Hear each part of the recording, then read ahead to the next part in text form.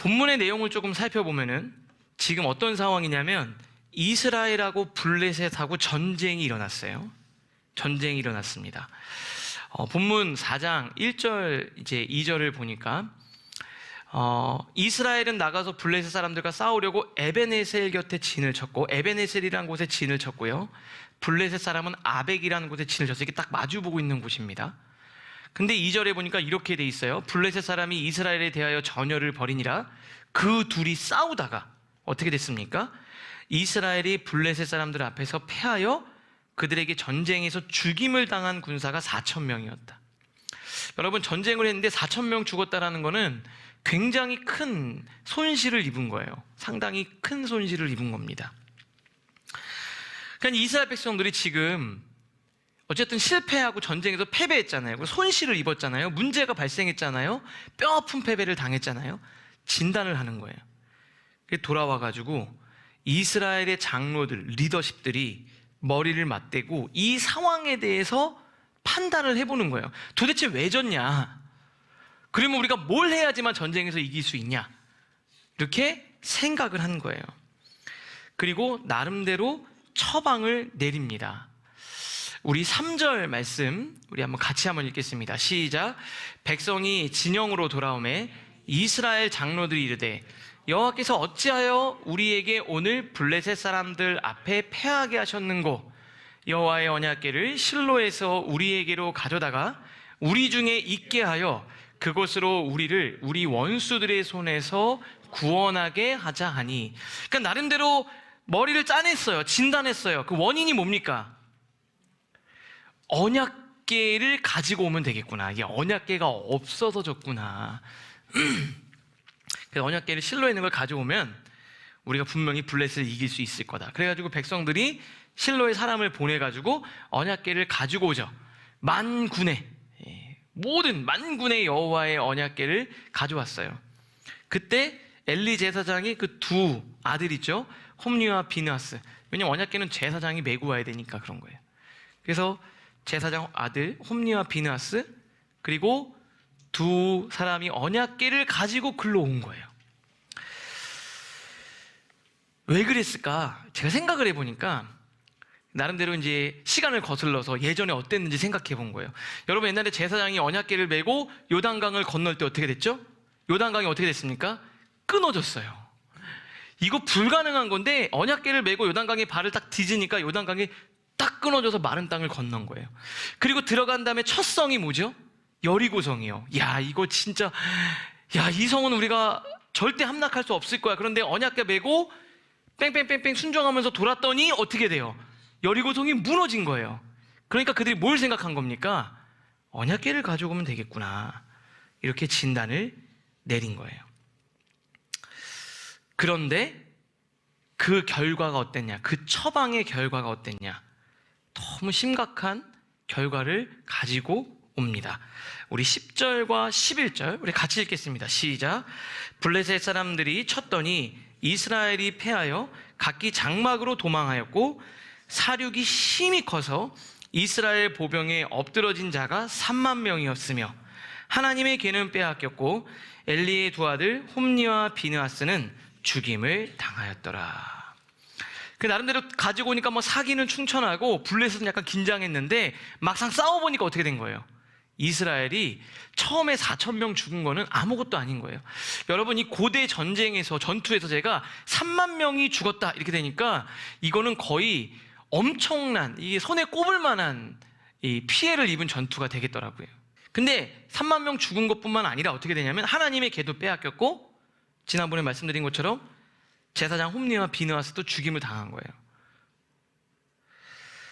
자, 그들의 처방이 완전히 실패했습니다.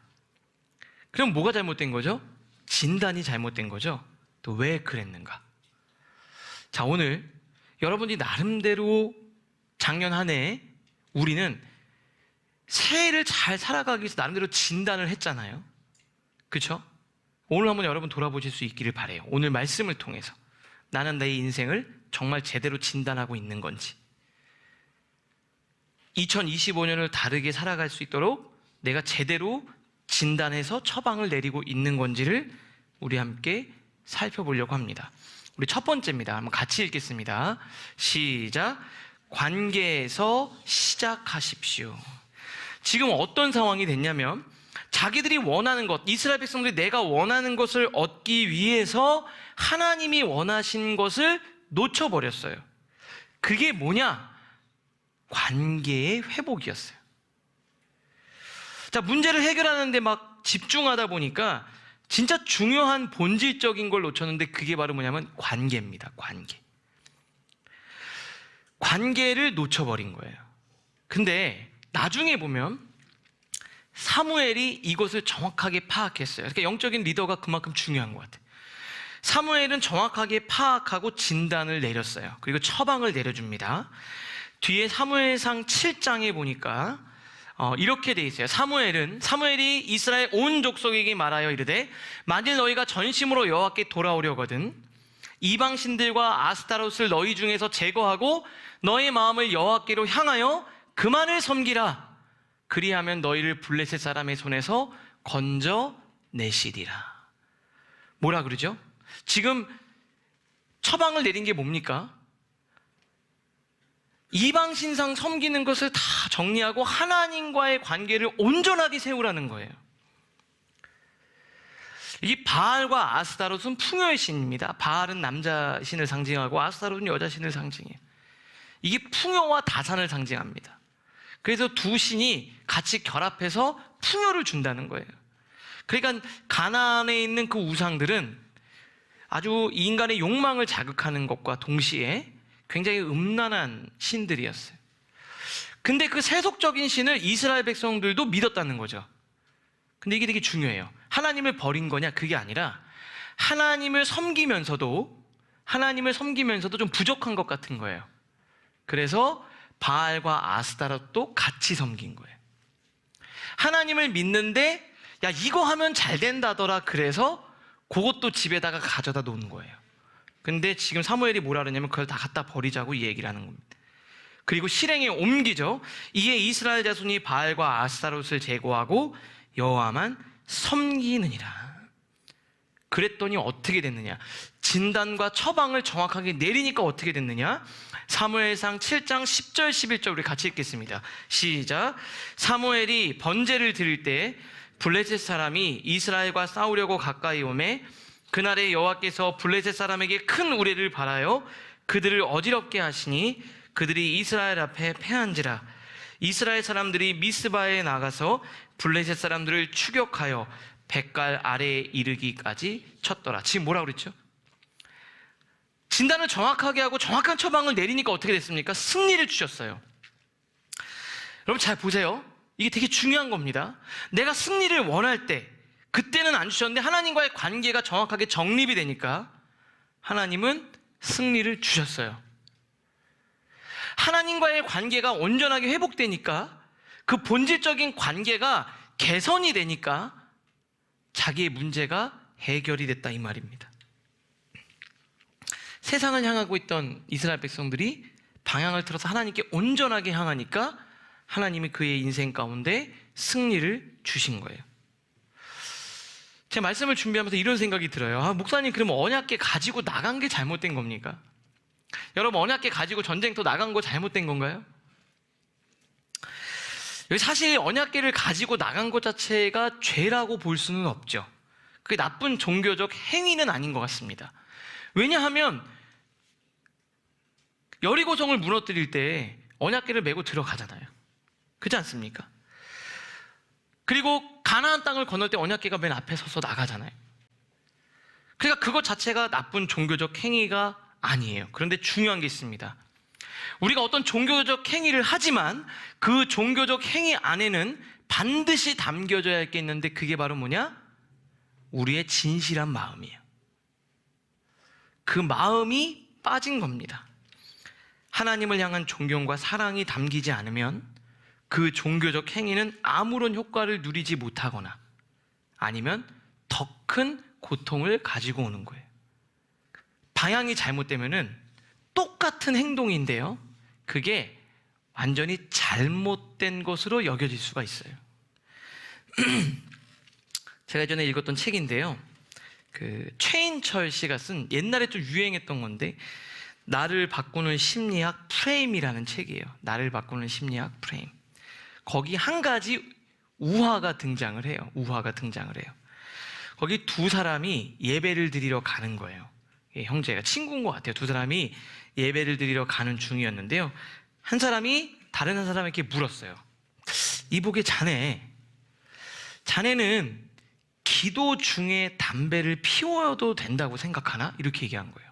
그랬더니 이를 들은 친구가 잘 모르겠는데 우리 신부님한테 한번 물어보는 게 어떻겠나? 그래서 그 사람이 신부님께 물은 거예요. 다가가서 물었습니다. 신부님, 기도를 하는 중에 담배를 피워도 됩니까? 그랬더니 신부님 어떻게 했을까요? 정색하면서 이렇게 얘기하는 겁니다. 형제요, 기도는 하나님과 나누는 엄숙한 대화인데 절대 그럴 수 없지. 그건 안 될 일이네. 딱 단칼에 거절한 거예요. 안 된다고. 그 친구가 와가지고 신부님이 안 된다 그러던데? 그럼 내가 한번 물어볼게. 넌 질문을 잘못한 것 같아. 그러면서 뭐라고 얘기하냐면 이렇게 얘기하는 거예요. 신부님, 담배를 피우다가 하나님 생각나서 기도를 해도 될까요? 담배를 피우는 중에 기도를 하면 안 되는 겁니까? 그때 신부님이 막 웃으면서 왜 안 되겠나? 언제 어느 때건 하나님을 향해 기도할 수 있지. 이렇게 얘기를 했다는 거예요. 때와 장소가 필요 없다네. 담배를 피는 중에서도 기도는 얼마든지 할 수 있어. 그러면서 이 책은 뭐라 그랬냐면 이 프레임이 중요하다는 거예요. 질문을 어떻게 했는지. 그 프레임에 따라서 달라진다는 거예요. 근데 이게 그렇게 볼 수도 있지만 다시 말하면 이 두 가지는 뭐가 다른 거예요? 여러분 잘 생각해 보세요. 왜 기도를 하다가 담배를 피는 건 안 되는데 담배를 피다가 기도하는 건 된다고 얘기했냐는 거예요. 그건 뭐가 다르냐? 그것이 하나님께로 향하도록 인도하는 건지 세상을 향해 인도하는 건지에 다른 거예요. 이 순서만 바뀐 거잖아요. 행위의 순서만, 앞뒤만 바뀐 거잖아요. 근데 그게 왜 하나는 되고 왜 안 되는 것처럼 여겨지냐는 거예요. 의미가 달라진 거예요. 의미 자체가 달라진 거예요. 받아들이는 사람, 방향이 달라졌기 때문에 그래요. 자, 보세요. 내가 지금은 죄 가운데 있는데 내가 이걸 하나님께 나가고 싶은 거예요. 그거 되는 거죠. 그런데 내가 지금 하나님께 있는데 내가 이걸 세상을 향해 나가고 그거를 합리화하는 방식으로 쓰겠다 그러면 그거 잘못된 거죠. 다른 겁니다. 방향이 다르면 완전히 달라지는 거예요. 여러분, 법계를 가져온 행위 자체는 어떻게 보면 종교적 열심으로 보여질 수 있지만 그게 관계 회복, 하나님을 향한 관계 회복의 목적이 아니라면 자기 중심적인 자기 욕망의 성취밖에 안 되는 거예요.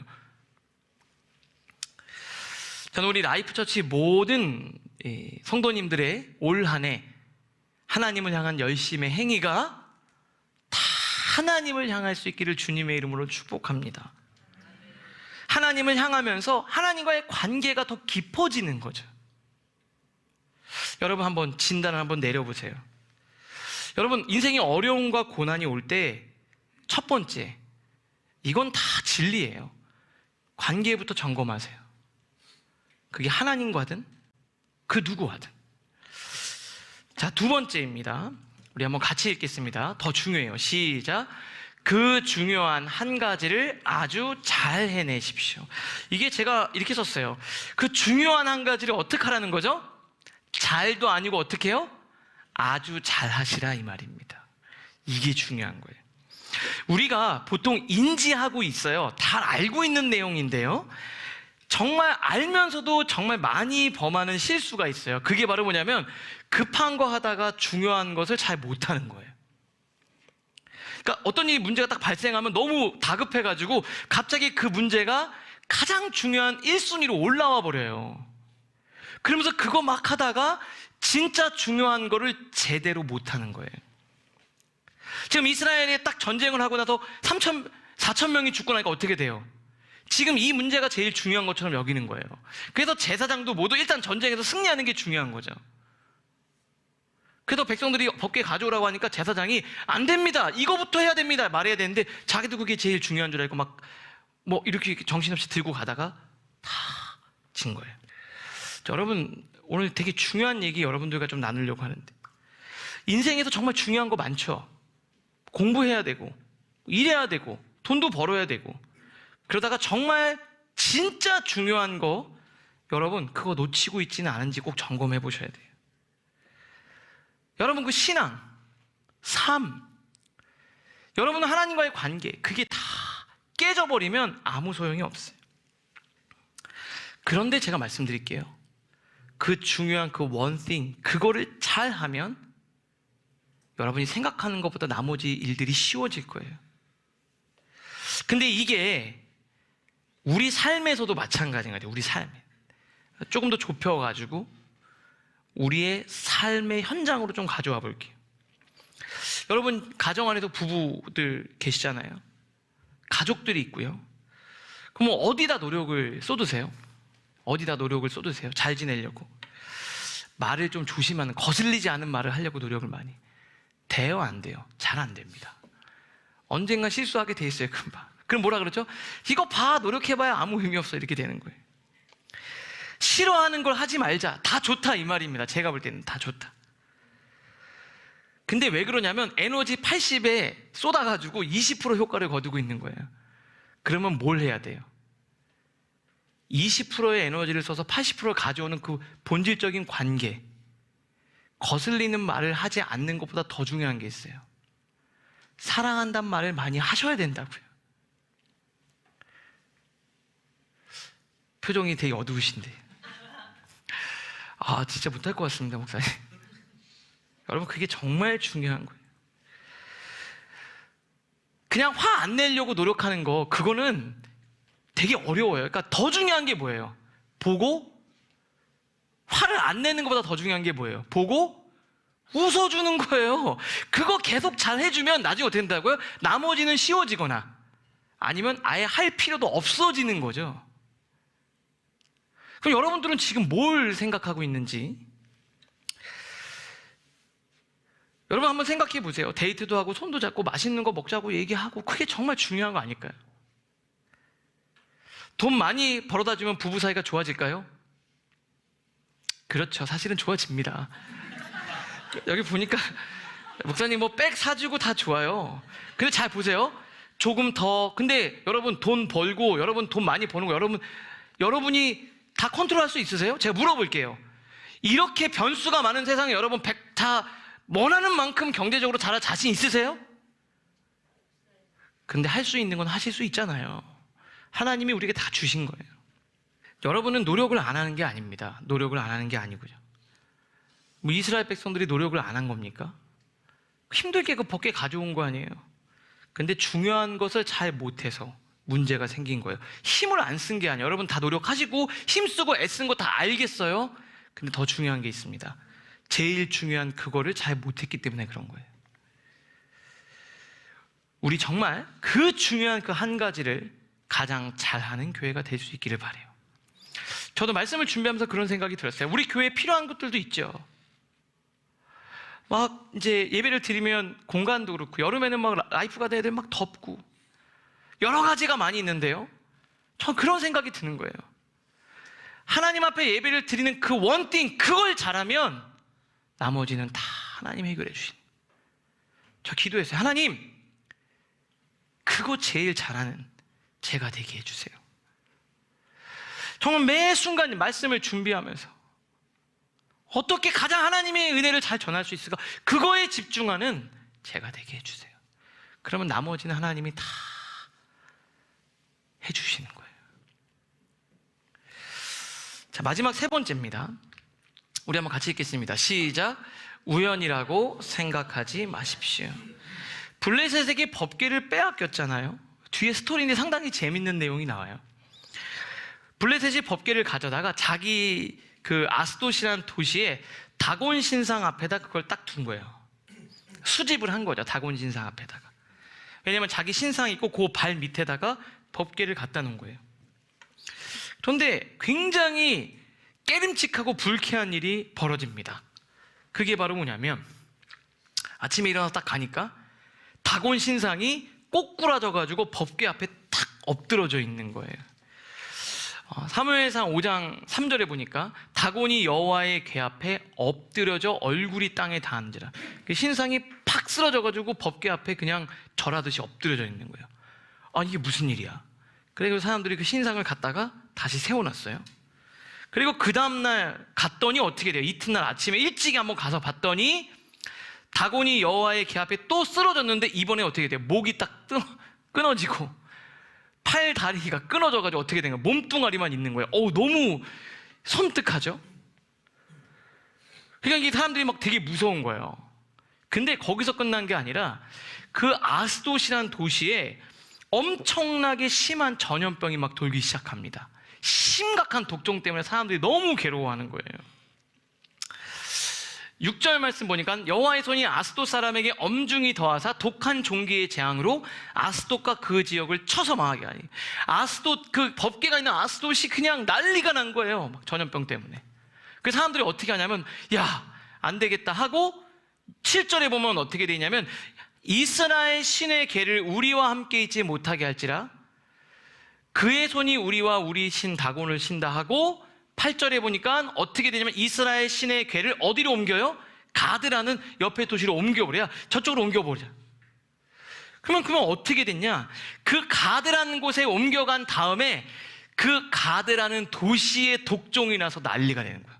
가드 도시에 막 사람들이 막 또 병에 몸에 종기가 올라오고 막 전염병이 들어서 난리가 나는 거예요. 그랬더니 가드 사람들이 안 되겠다 하고 이번에 어디로 옮겨요? 에그론이라는 도시로 옮겨요. 그랬더니 에그론에도 난리가 나는 거예요. 자, 보세요. 다곤 신상 막 쓰러지죠? 그 다음에 아스돗의 종기가 독종, 전염병이 돌고, 가드로 옮겼더니 가드도 그러고, 에그론도 옮겼더니 에그론도 그래요. 근데 사람들이 이제 이거 돌려보내고 싶은 거예요. 근데 여기 중요해요. 돌려보내기 전에 한 가지 실험을 합니다. 상당히 재밌는 실험이에요. 근데 이게 굉장히 의미가 있어요. 사람들이 어떻게 하냐면요, 수레 하나를 준비합니다. 그래서 멍에를 한 번도 매보지 않은, 그러니까 수레를 끌어본 적도 없는 소를 데리고 왔는데 젖이 나는 소래요. 그러니까 이 젖이 나온다는 건 뭐예요? 이제 새끼를 낳은 거죠. 어미인데 새끼랑 딱 떼가지고 한 번도 수레를 끌어보지 않은 소에게 그 수레를 끌게 시키는 거예요. 그리고 언약궤를 가져다가 그 수레가 벳세메스, 이스라엘 쪽으로 가면은 이거는 하나님이 여호와가 내린 거고, 그렇지 않으면 이게 9절에 보니까 뭐래요? 우연이래요. 우연. 여러분, 이게 뭐에 가까울까요? 자기 새끼 쪽으로 돌아갈 확률이 있잖아요. 근데 나중에는 벳세메스로 곧장 갑니다. 흔들리지도 않고 소가 울면서도 곧장 가요. 이게 하나님이 하신 일이라는 거죠. 자, 여러분, 여기서 굉장히 중요한 게 있어요. 블레셋 사람들이요, 재앙의 근본적인 원인을 직면하지 않고 우연히 일어난 일이기를 바랬어요. 우연히 일어난 일이기를. 근데 이상한 심리가 있는 거죠. 왜 우연한 일이기를 바랬을까요? 진실을 외면하고 회피하고 싶은 거예요. 내 책임이 아니다, 이거. 그냥 상황이나 환경이 받쳐주지 않았기 때문에 그런 거라고 책임을 회피하고 전가하고 싶은 거예요. 다곤 신상이 넘어지고 독종 재앙이 온 것은 하나님이 살아계셔서가 아니라, 무슨 하나님 때문에 그런 거야, 그냥 어쩌다 일어난 일이지, 이거 그냥 장소 바뀌면 괜찮아질 거야, 다음에는 그냥 잘 되겠지, 내가 그냥 운이 없어서 그래, 이게 신앙과 무슨 상관이야, 이게 예배와 무슨 상관이야, 이게 하나님과 무슨 상관이야, 그냥 다음번이면 괜찮을 거야 라는 생각이에요. 혹시 여러분 그런 거 아니에요? 내가 이 사람이랑 있으니까 좀 별로였어. 사람 바꾸면 인생이 해결될 거야. 회사 바꾸면 해결될 거야. 시간이 지나면 그냥 좋아질 거야. 여러분 자체가 안 바뀌었는데 자연이 좋아질 수가 있을까요? 하나님 앞에서 우리 자신을 다시 점검하고 돌아볼 수 있기를 바랍니다. 그게 제일 중요한 거예요. 여러분에게 분명히 말씀드릴게요. 하나님과의 그 바른 예배, 그 신앙, 그거 하나 잘 세우면 여러분의 인생 가운데 하나님이 주시는 복이 와요. 여러분 가정에서 관계, 부부간에 부모 자식 간에 잘하려고 정말 다른 에너지를 많이 썼는데 잘 안 되면 제일 중요한 걸 놓치고 있어요. 여러분 그거 한번 점검해 보세요. 그리고 하나님 메시지를 듣고 주님 안으로 돌아가는 우리 사랑하는 라이프처치 성도님들 모두가 되실 수 있기를 주님의 이름으로 축복합니다.